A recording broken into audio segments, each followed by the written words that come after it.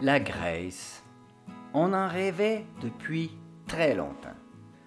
Depuis nos cours d'histoire au secondaire sur la Grèce antique, où les épopées d'Homère nous faisaient découvrir des dieux à la tonne, ainsi que le fameux cheval de Troie dans l'Iliade. On y apprenait aussi qu'une concentration de sites archéologiques sans précédent en Europe se trouve en Grèce, comme le Parthénon. Dans nos cours de philo au cégep, Socrate, Platon et Aristote furent les premiers penseurs reconnus, faisant de la Grèce le berceau de la philosophie. Que dire des Olympiques, qui prirent naissance ici, à Olympie, en 776 avant Jésus-Christ? Imaginez, ça fait près de 3000 ans. Mais encore, on salivait à penser à la bouffe grecque, réputée pour sa fraîcheur, à en faire tourner la tête. Et évidemment, on rêvait de voir ces fameuses maisons blanches sur fond de ciel bleu. N'est-ce pas l'environnement idéal pour y pédaler tout un mois? Alors si ça vous intéresse de savoir comment on a pu découvrir tout cela et plus, principalement à vélo, installez-vous confortablement, on part ensemble pour la Grèce en cyclotourisme ultra léger. Début 2023, on commence la planification. À l'échelle du vélo, la Grèce est un bien grand pays et on ne pourra pas tout faire en un mois. On se demande alors où nous irons et quand. Débute alors une intéressante période de recherche de nos points d'intérêt, que nous avons d'ailleurs documenté dans une autre vidéo intitulée « Préparer un voyage de cyclotourisme » que vous trouverez sur freewheels.ca. De cette recherche résulta une carte avec les pastilles noires représentant nos points d'intérêt. Prochaine question, où pédalerons-nous sécuritairement? Heureusement, 3 Eurovélos sont proposés en Grèce et il nous devient évident que l'Eurovélo 8 nous convient le mieux et deviendra l'épine dorsale de notre parcours, ici montré en orange, à laquelle nous ajoutons d'autres segments en vélo jusqu'au nombre de kilomètres maximum qu'on pense raisonnablement pédaler, soit un peu plus de 1000 km. Et on relie ces régions avec des transports en commun, ici en bleu, afin de compléter notre grand tour de Grèce. Yes! Enfin le grand départ! Voici tous nos bagages, incluant 2 vélos pliables, fini les bagages hors dimension, mais à condition bien sûr de respecter la limite de poids de 23 kg. Ouf! Nouveauté dans ce voyage, nous avons placé des AirTags sur nos vélos et dans nos sacoches de guidon qui contiennent nos objets de valeur. C'est cool de voir que tous nos bagages nous suivent dans l'avion et si jamais on se fait voler là-bas, on les suivra à la trace. Ha ha! À Athènes, on a choisi notre hôtel selon 2 critères. 1. Une fois nos valises vidées, il nous faut la possibilité de les laisser en consigne pendant tout notre voyage. Et 2. Un caprice. On voulait une terrasse donnant sur l'acropole. Yes! Ah, c'est vrai, il faut parler grec maintenant. Né! Quel moment délicieux que notre premier véritable pita grec. Nous passerons 3 merveilleuses journées à Athènes pour y apprécier les attraits touristiques bien connus, mais aussi le quotidien des Athéniens. Par exemple, leur amour inconditionnel pour les chats. Et vient le temps de quitter Chaton et Athènes pour notre première région à pédaler, soit les météores. Nous prendrons le train jusqu'à Karditsa et pédalerons 2 jours jusqu'à Kalabaka. Normalement, jusqu'à 5 vélos réguliers sont permis par train en bagages enregistrés. Mais considérant la magie de nos vélos pliables, on peut les emporter sans restriction dans notre wagon. Et enfin, c'est à Karditsa que commence vraiment notre voyage.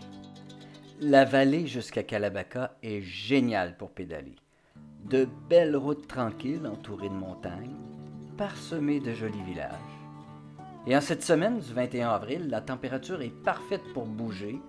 À 13 degrés Celsius le matin, on met des manches longues que nous enlevons volontiers lorsque la température atteint les 20 degrés. Et progressivement, on s'approche des mythiques météores dont la capitale est Kalabaka, qui est littéralement nichée au milieu de ces majestueux rochers. Les météores, j'en rêvais depuis 1981 après avoir vu James Bond y grimper jusqu'au monastère de la Sainte Trinité. Quel immense plaisir ce fut d'emprunter sentiers et des centaines de marches pour parvenir à ce monastère mythique. Ces monastères servaient jadis de refuge de prière aux moines venus s'isoler pour s'approcher de Dieu. Des 24 monastères originaux, il en reste aujourd'hui 6 que l'on peut visiter, ce que nous ferons pendant une journée mémorable.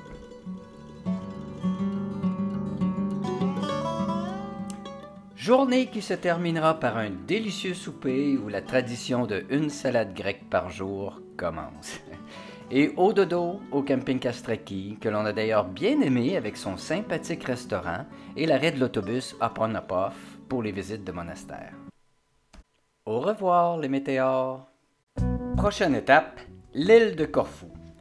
Mais pour s'y rendre, il faut traverser les montagnes du Pindus qui représentent, attention, 5000 mètres de dénivelé positif. Nous avons opté pour le bus, qui se fera en 2 étapes avec un transfert à mi-chemin dans la ville de Ioannina. Au terminus d'autobus, on plie les vélos et on les emballe dans nos sacs multi-usages afin de ne pas salir les autres bagages.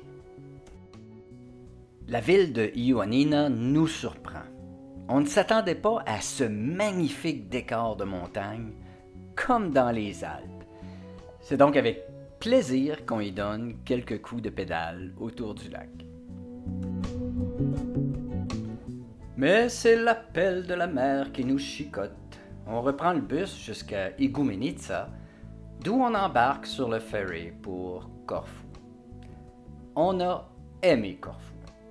Quelle belle ville du patrimoine mondial, avec ses bâtiments de l'époque vénitienne, et sa forteresse, et bien d'autres attraits.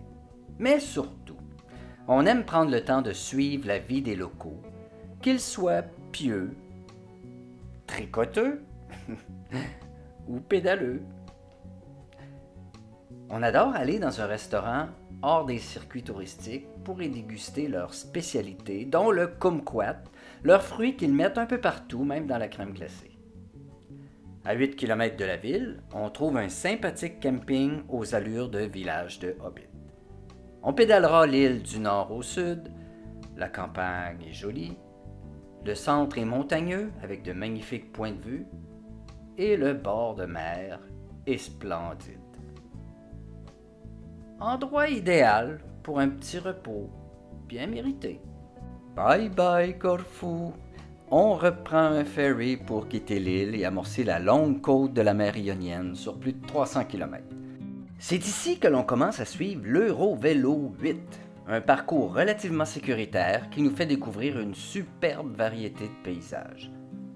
En commençant par le bord de mer, agrémenté de mignons villages de pêcheurs. Mais attention! On découvre rapidement que la Grèce est à 80% montagneuse, ce qui sollicite souvent nos mollets. Et combiné avec le vent, ça nous oblige parfois, avec le sourire, à mettre le pied à terre. À l'occasion, on quitte la côte pour la merveilleuse campagne qu'on savoure encore et où les obstacles sont d'une autre nature.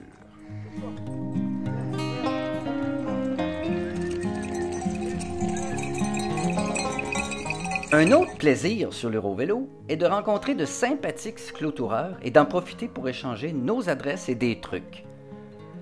Et voici une espèce très rare, un panneau de signalisation de l'Eurovélo 8 en Grèce. Petit conseil, si vous ne voulez pas vous perdre, prenez la peine de télécharger les GPX fournis sur le site Eurovélo.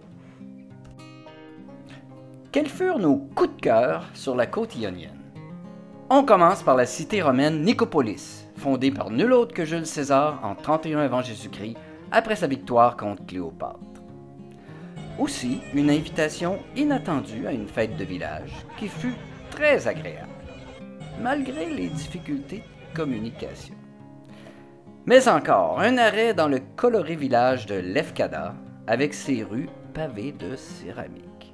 Finalement, une pluie diluvienne nous forcera à s'arrêter et sympathiser avec les Grecs du charmant village d'Aitoliko, en attendant le beau temps et pour bien sûr emmagasiner des calories. C'est près de là qu'on terminera la côte ionienne que nous avons adorée. Et nous la quitterons avec cette vue spectaculaire de notre prochaine région, le Péloponnèse. Et puisque le pont est problématique pour les vélos, nous prendrons le ferry gratuit. Mais avant de parler du Péloponnèse, prenons 2 minutes pour parler des Grecs. Ils sont vraiment gentils, faciles à aborder, malgré l'obstacle de la langue. Ils sont toujours prêts à nous servir, par exemple, les restaurants sont toujours ouverts même si on est presque seul. À maintes reprises, on constate leur générosité. On commande un café et ils nous ajoutent un gâteau à l'orange. On loue une chambre et ils nous donnent un plat traditionnel ou un bon vin grec. Après Vetsa, un tunnel est interdit aux cyclistes, ce qui nous causerait un détour de 150 km. Notre hôtelier nous offre un lift dans sa petite Honda. Ils ont évidemment le tempérament méditerranéen et aiment flâner dans les cafés, ce que nous adopterons volontiers tous les jours. Ils aiment aussi discuter de choses sérieuses, comme possiblement du dernier match de football. Et il y a une chose que les Grecs font admirablement bien, la bouffe. Et les cyclistes affamés que nous sommes n'en font qu'une bouchée. Et en plus, ce n'est pas cher pour nous Canadiens, souvent moins de 30 € pour un repas pour 2 à la taverne du coin. Intermission. Voici une première dans nos vidéos. Une intermission où vous êtes bienvenus d'arrêter pour une pause popcorn. Pourquoi cette pause? Tout simplement parce que malgré la volonté de vouloir faire court, ce vidéo est 2 fois plus long que nos précédents, tant la Grèce avait des expériences à nous faire vivre. On poursuit ensuite au Péloponnèse, qui est en fait cette immense péninsule qui regorge de sites historiques emblématiques. Évidemment, on ne voulait pour rien au monde manquer Olympie, mais comme il s'agissait d'un détour de 250 km, on loue une auto pour une journée afin de s'y rendre. Quel site magnifique! On n'a vraiment pas regretté. C'est ici même qu'aux 2 ans, on allume la flamme qui se rend sur le prochain site des Olympiques. Wow! Cela me donne des ailes et l'envie de courir sur le site original du 100 mètres. C'est avec cette énergie qu'on retournera sur le vélo et commencerons un parcours idyllique en longeant le golfe de Corinthe. Imaginez, on se réveille tous les matins avec cette vue à couper le souffle sur le golfe et les montagnes au loin sur le continent grec. Et on amorce notre journée en longeant le golfe sur ces petites routes tranquilles. Et lorsque la faim commence à nous tenailler, il est facile de faire une pause cappuccino et jus d'orange frais. Rouler ici, c'est comme sur des pistes cyclables. On ne peut qu'être ravi de pédaler dans un tel paradis. Rendu au célèbre canal de Corinthe, on souhaite le traverser, mais le pont est disparu. Sous l'eau! Ah! Oh my God! C'est ici qu'on quitte l'Eurovélo pour notre propre parcours passant par les sites que l'on voulait absolument voir. Traverser la péninsule vers le sud s'avère bien pentu, mais les récompenses sont abondantes comme les bonnes odeurs de fleurs printanières dans ces petits chemins bucoliques. Et quel plaisir de voir notre route se métamorphoser en marché où on fait nos provisions de tomates, concombres, bananes et raisins de Corinthe. Et nous voilà enfin à la porte des Lyones, de la cité antique de Mycène, qui aurait été un pôle majeur de la Grèce antique dans le 2e millénaire avant Jésus-Christ. D'après la mythologie, c'est ici qu'aurait vécu nul autre que Agamemnon, le chef des Achéens lors de la guerre de Troie, dont voici son présumé tombeau. Ouf, faut que je me pince! Nous irons ensuite dans la petite ville que nous aurons préférée en Grèce, Nafplion. Elle a tout pour plaire, une forteresse juchée sur un récif s'élançant dans la mer et ceinturant une ville dotée d'un beau mélange architectural.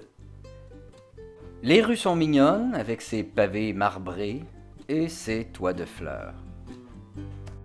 Les boutiques originales et les pâtisseries savoureuses. Mais il faut repartir pour le spectaculaire théâtre d'Épidore, Construit au 4e siècle avant Jésus-Christ et pouvant recevoir 14 000 personnes, il est réputé pour son exceptionnelle acoustique où chaque spectateur pourrait entendre les sons non amplifiés venant de la scène centrale.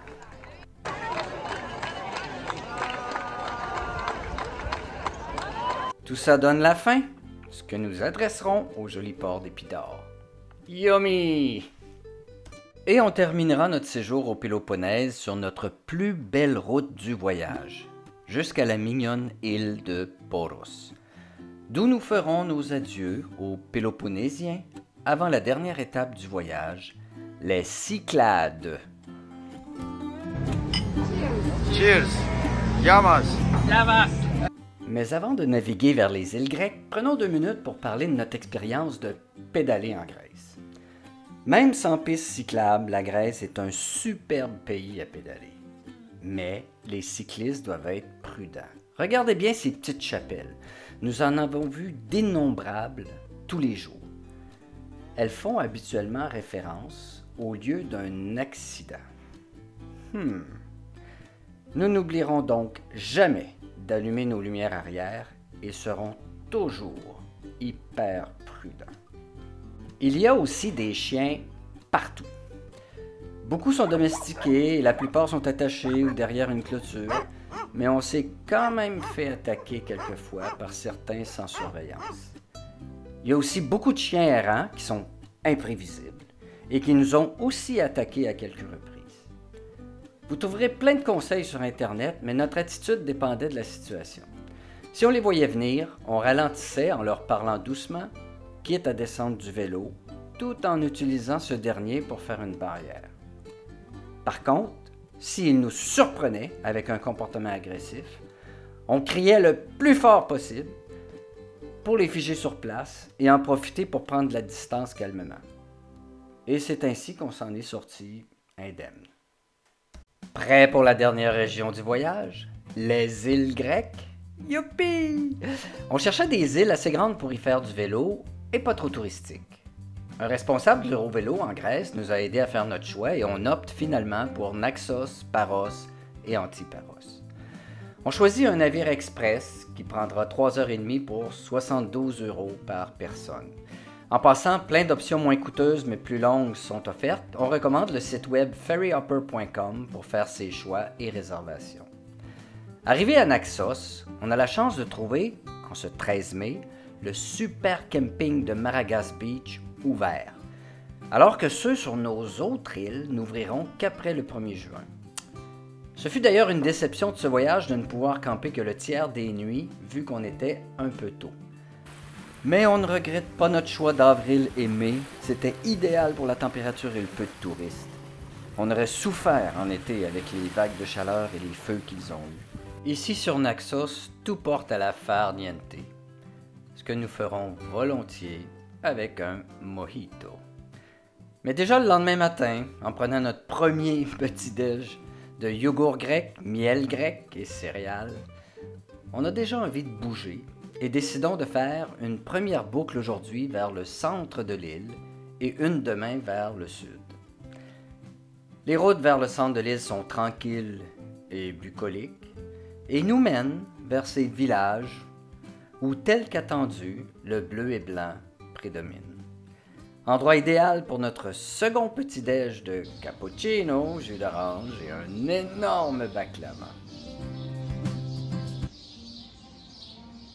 Le lendemain, notre boucle, encore sur route tranquille, nous mènera aux ruines de l'hôtel Alico, où les artistes s'en donnent à cœur joie pour nous épater. Sur notre seconde île, Paros, nous pédalerons le tour d'environ 55 km sur une route ayant quand même passablement de trafic lourd. Cela ne nous empêchera pas d'aimer certaines sections, notamment le charmant village de Naoussa au nord, avec ses fresques envoûtantes. Et suite à des efforts appréciables, la longue descente bucolique vers le village d'Aliki. Et nous traversons ensuite à Antiparos, un petit paradis de tranquillité où nous logerons 3 jours dans une mignonne chambre avec vue sur la mer pour seulement 40 € par nuit. Ce qui est d'ailleurs le montant que nous avons payé le plus souvent pour nos chambres en Grèce. Après un repos mérité à la plage et de superbes randonnées matinales, on pédalera jusqu'au sud, encore une fois sur une route magnifique, pour atteindre notre 1000e kilomètre dans ce voyage. On fête ça sur une terrasse de Agios Georgios, où l'on nous raconte que le célèbre acteur Tom Hanks a sa villa quelque part à 2 pas d'ici. C'est malheureusement sans l'avoir rencontré qu'on plie bagages et retournons vers Athènes. De retour au Pirée, le port d'Athènes, nous empruntons une des seules pistes cyclables du pays, qui, malgré certaines embûches, nous permettra de nous rendre sécuritairement à notre hôtel, où nous complétons notre grande épopée grecque. Après avoir remercié notre bracelet porte-bonheur, Mauvais Œil, pour ce voyage sans accident ni blessure, on s'offre une soirée dans un des 65 cinémas en plein air d'Athènes. Cool! Sur ce, merci à la Grèce pour ta riche histoire et ce merveilleux voyage. Adiosas!